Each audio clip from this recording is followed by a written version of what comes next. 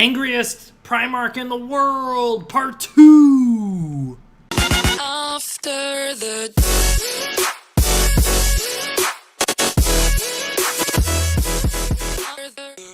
So Angron, we last left off, he was on the ship, killing all the fuckers who were trying to talk to him. Now, he's on this battle barge, in the cargo hold, and more or less kind of imprisoned there. Now, the Emperor told all of his legion not to attack him. Don't fight back.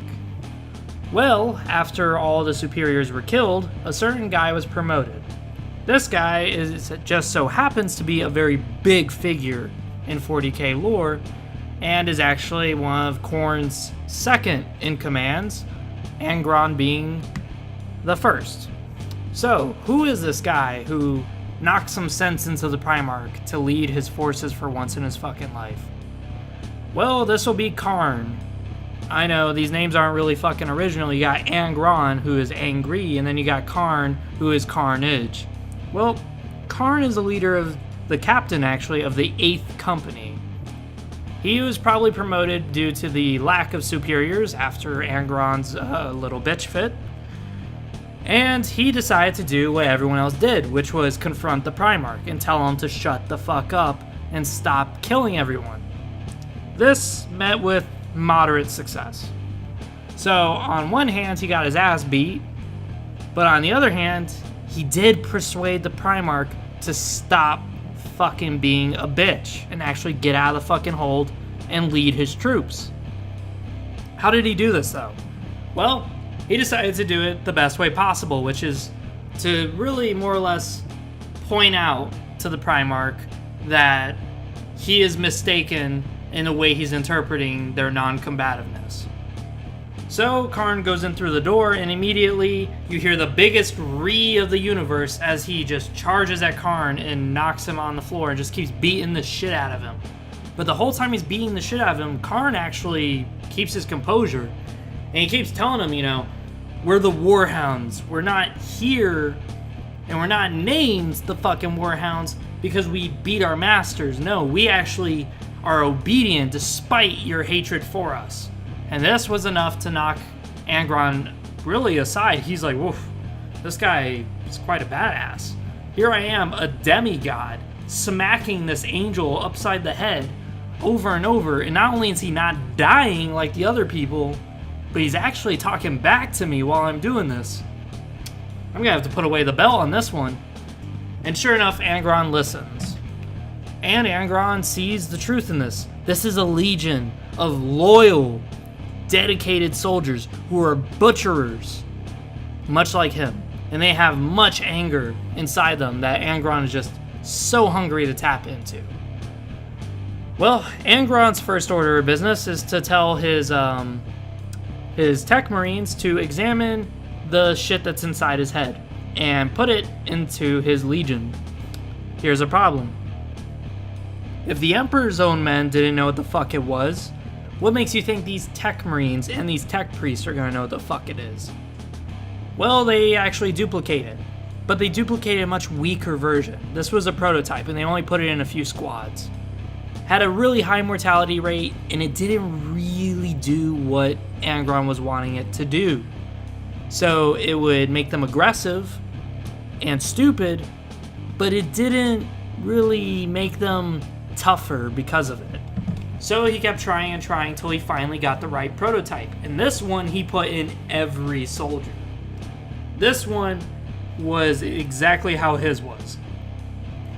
Khorne being one of the first ones to really step in and say, hey, give it to me.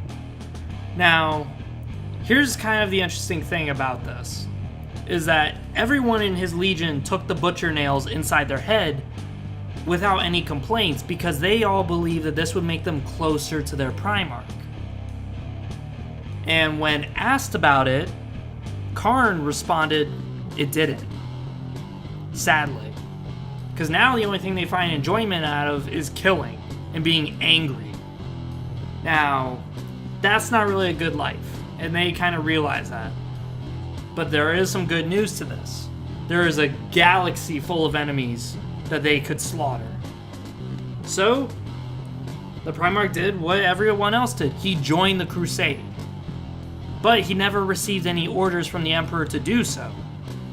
So he just goes around butchering alien worlds and human worlds just indiscriminately. As long as they were not the Imperium, he would invade them and just destroy them. Many of these worlds surrendered just upon hearing that he's coming to their system, which didn't really make Angron happy, and that would just make him butcher even more. But there was something that's kind of odd, is that the Emperor had his eyes and ears everywhere, and he started to see that Angron is butchering his own Marines, putting these fucking nails into their head.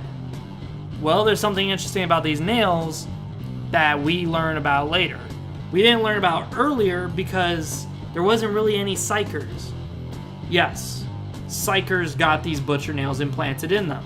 Now here's a problem. Psychers need to use their minds and they need their consciousness to hold their abilities in check. When you open their head and you take out a lot of their reasoning and their control, their self-control, and you just take it out, guess what else kind of goes out of control? Their fucking psychic capabilities. So every time they put a butcher nail inside a psyker, it was 100% mortality rate, because they would end up blowing themselves up, or they would end up blowing everyone up around them and then blowing themselves up. But we learned something else too, is that Angron hates psychers. Now at first we're like, well, why does he hate psychers? Like, what about the Emperor? Does he hate the Emperor because he's a psyker? Is that the reason why he hates the Emperor, is because he's a psyker, not because of all the bullshit he put him through? No. We actually learned that Lorgar, who is the Primarch of the Word Bearers, and the Emperor don't bother him. He's actually fine with them being psychers. He still doesn't like either of them. He views Lorgar as a weakling, and he views the Emperor with hatred for what he did to him.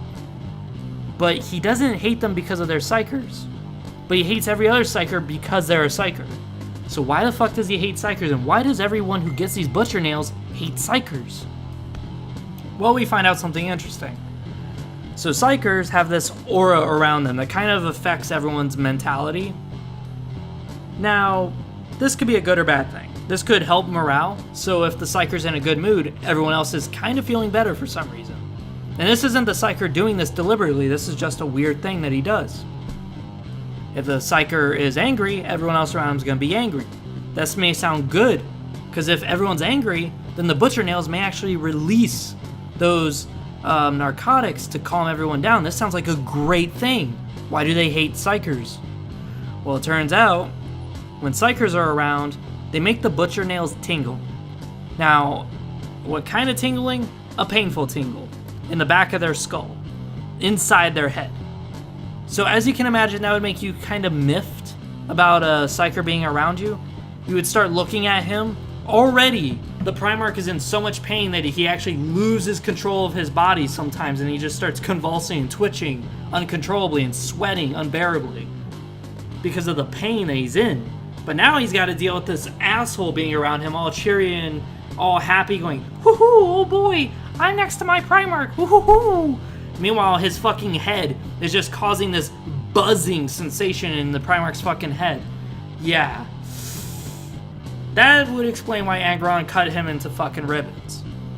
Because it's nothing a psyker can do, it's nothing that he can control. But if you already have this danger device implanted in your fucking head that causes you pain, and now you got this asshole next to you who doesn't realize that his psychic capabilities is causing you even more pain, yeah, you're gonna want to cut that shit out right now. But we learned something new. So there was a skirmish that happened called the Night of the Wolf. And what happened here, and I believe, who was it who commented? One of you guys commented about it. But Leman Russ was ordered by the Emperor to engage Angron. This is before the heresy. So before the Horus Heresy, there was Space Marine versus Space Marine combat. This was a small skirmish. Angron just destroyed a world. And we learned that they do blood rituals where they will actually like bathe themselves in blood. And the main reason for this is that when you swarm yourself in blood, it tricks the butcher nail to actually give you pleasure instead of pain. That's nice to know. And we learned that Angron will actually spend hours just staring endlessly into a pool of blood and fire and corpses. And the reason for this is we learn that Angron's actually dreaming, because as I said before in the last video, when you're fighting and the pain finally stops, you're finally allowed to sleep. Well, Angron's pretty much dreaming when he does this. His other legion is probably doing the same thing. Now, Leman Russ is dispatched by the Emperor to really talk to Angron and tell him, stop fucking with your Marines. They're not toys. Stop butchering them and putting these goddamn nails in their fucking heads. Well, Angron doesn't like that. Angron tells him to fuck off. In the most, of course, diplomatic way possible, in the sense they told him to go fuck off with his bunch of corgis. Understandably, Leman Russ is not the most diplomatic either, and told him to fuck off like the rest of his dead companions. This really just provoked a giant skirmish between the two legions, where one of you viewers said kindly enough that Leman Russ allowed him to get pushed. I don't know about that. I still think that Leman Russ really did try to fight him. Because again, I have my own theories, we all have our own theories. And yes, it is true that Leman Russ would be smart enough to know that he cannot take Angron on head on. So he may have actually allowed him to beat him up. But that still kind of goes in the notion that Leman Russ still knows that he wouldn't win. So that still goes in my part that Angron's stronger than him. That's just my argument. And it's just because I like to argue. It's nothing personal, I actually like you guys. But either way, Leman Russ is beaten back. Angron's chainsword is around his neck. He is about to fucking win. But Leman Russ points something out to him. Surrounding him is his Astartes. And all of them have their guns pointed at him. And Angron tells him, the difference between you and me is that I have the gun to your head and I'm willing to pull the trigger. You got the gun to my head, but you aren't going to pull the trigger. And more or less, this kind of sets the boundaries between the two, which is that Angron believes that the butcher nails are actually allowing him to win. But Leman Russ keeps telling him that it's because of his aggression that he's so easily maneuvered, and that the grand tactical scheme was turned against him. Like, yes, his soldiers were able to get tit for tat, killing every Space Marine, for sure. Yeah, Angron was able to beat back Leman Russ, for sure. But he didn't realize that his legion was being led astray, so that way Leman Russ's legion can come and help him. Again, as I said before, Angron's not exactly intelligent. We're actually seeing it now where Angron's starting to get nosebleeds from the butcher nails being that deep into his fucking skull. Angron doesn't like this though, and just kind of leaves him and just smirks and just kind of goes to his battle barge saying that, well, the Space Wolves retreated, therefore I'm correct. Little does he really realize that Leman Russ didn't retreat. He just figured that the dispute was over with and just said, fuck it, I cannot reach out to Angron. As much as I care about my battle brother, and as much as I really try to influence him that these butcher nails are a bad thing, he's too far gone. And he tells the Emperor, and the Emperor sends a letter to the War Master Horus, and Horus goes, okay, I'm going to deal with Angron personally. But it's at this time that the Horus Heresy is about to begin. And this is where we see Angron being manipulated. Now, manipulate is kind of a harsh word. Really, what I should say is, this is where Angron is given a chance to exact his revenge. Because that's exactly what happened.